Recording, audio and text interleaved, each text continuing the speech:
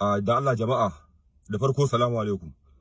Dan Allah jama'a ku taya ni addu'a, ba mamaki da alamu zan zama hero, da alamu zan shiga tarihi, da alamu zan zama ni ne silar sanadiyan halin da talakawa suke ciki a Najeriya. Insha Allahu sanadiyan wannan al'amari maybe za a samu sauyi, za a samu canji in Allah ya da siyasa za ta shiga lamarin da alamu.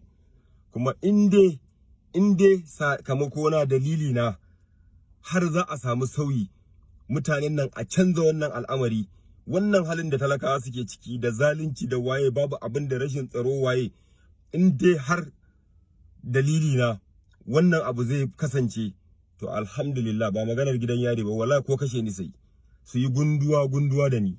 Kuma Aisha Humaira, da kika ce a rubutun da kika yi, da kika ce zaki dau mataki, wallahi na dauka ta fuskar doka zaki dau mataki.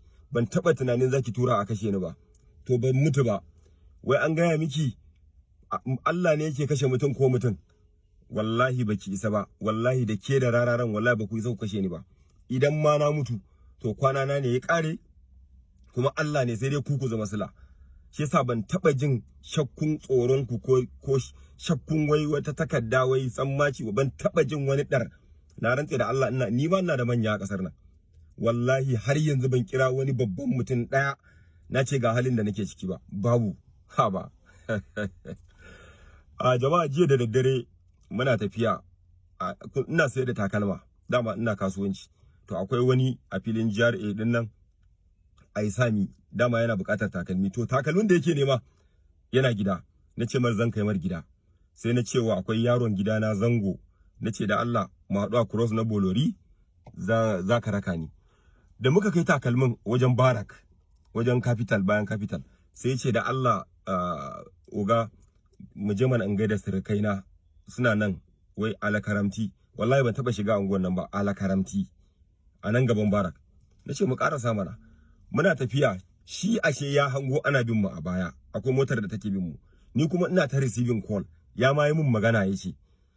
Muna cikin tafiya a cikin unguwar, sai da muka gangara wani waje dai haka, akwai gallop haka.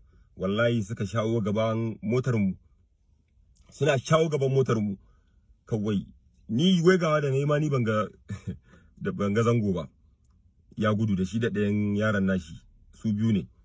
Kafin na fito sai sanda. Yanzu glass na motar nan, ku kalli glass din motar nan, kun gani? To yanzu wannan sanduna ne, wallahi sanduna. Na kakkare na tare na gauce. Wuka gashi nan dinki aka min a hannu. Yanzu wannan dinki ne a wuya na, gashi nan gwiwata duk sun daddake ne a gwiwa.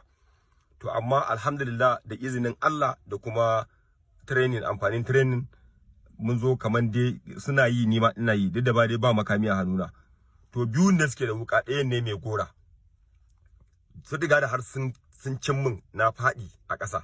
Allah ya taimake ni sai ga hasken mota. Shine fa dama su hudu ne, sun sa max.